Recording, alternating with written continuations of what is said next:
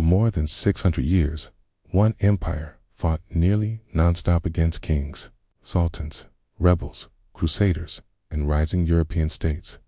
They gained territories, lost territories, rebuilt what collapsed, and marched armies from the Balkans to the Arabian deserts.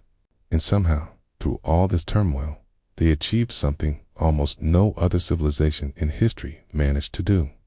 They fought constant war without going broke, because the Ottoman Empire didn't simply wage war.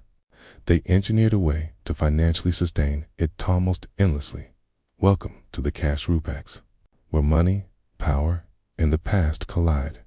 And very little is as simple as it first appears. The Ottoman Empire lasted from around 299 to 1922, outliving Rome, outlasting Britain, and surviving longer than nearly every state we discuss today. But longevity alone isn't the impressive part. The real mystery is how an empire that spent centuries fighting didn't collapse under the crushing cost of warfare. Most people assume empires fall because they lose battles. But battles don't bankrupt estate budgets. Leaders and logistics do. The Ottomans understood this early. Instead of copying Europe's tax systems and military structures, they created something far more efficient. Financial machine where the battlefield paid its own bills. But before we unpack the mechanics behind that machine, we need to clarify what the Ottomans actually were, because in many Western minds, the empire exists as vague imagery: turbans, domes, janissaries, palaces. The cinematic pieces are familiar. The economic engine beneath them is not. So let's slow down and set the scene. The Ottomans began as a tiny frontier principality in northwest Anatolia. Their founder, Osman Bey, led only a few thousand horsemen, but he had impeccable timing. As the Byzantine Empire weakened and Mongol authority faded, Osman's warriors were perfectly placed to claim new lands, and their early victories were not just military wins, they were financial jackpots. Every conquest delivered land, crops, taxes, resources, and new populations to collect revenue from. This reveals the first principle of Ottoman finance. For the Ottomans, war wasn't an expense, it was a revenue source. By the time they captured Bursa in 1326 and crossed into Europe in the 1350s, they were no longer a tribal force. They controlled the arteries of Eurasian trade. In medieval economics, that was like owning the world's highways. Anyone traveling between Europe and Asia passed through their toll booth and toll booths. As always, print money. Merchants from Venice, Persia, Cairo, Baghdad, Budapest, every route crossed Ottoman territory, and every crossing meant taxes. This mattered because war demands three things: food, metal, and manpower. The Ottomans may not have had more of these than their rivals, but they had something far more valuable: continuous, reliable cash flow, silk, spices, horses, copper, sugar, timber, weapons. Everything moved through their lands, and everything was taxed.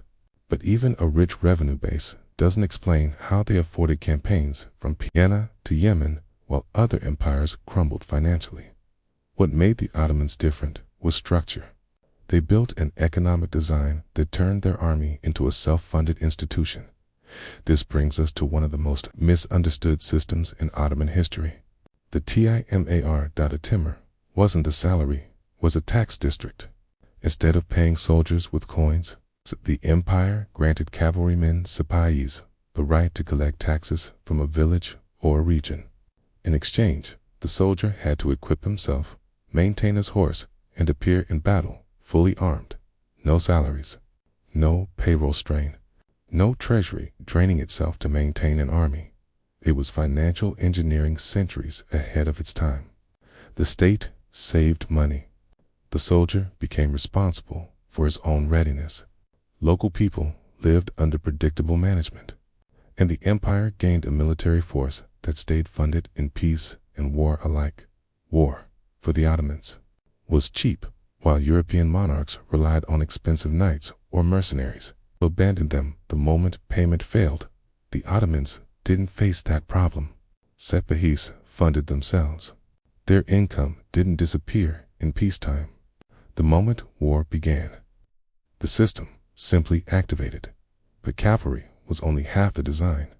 The second piece was far more controversial.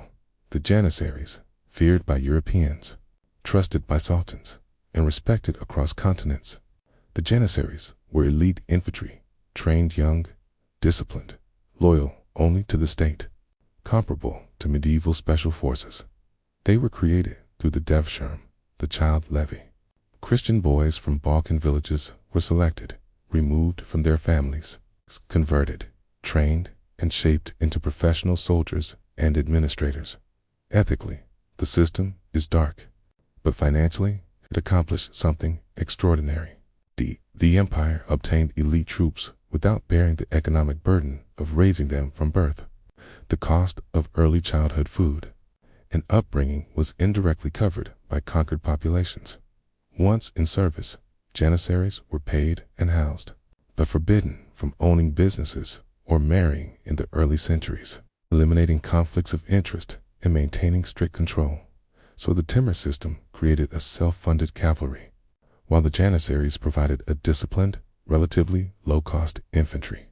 Together, they formed a military structure that saved the empire massive sums for centuries. And on top of that, every conquest generated fresh income, new taxes, new timars, new trade routes, new ports. The European kingdom might win a war and return poor. The Ottomans often came back richer. Geography amplified this effect. Their empire straddled the greatest trade choke points of the Old World: the Bosporus, the Dardanelles, the Eastern Mediterranean, the Red Sea, and the Silk Road pathways.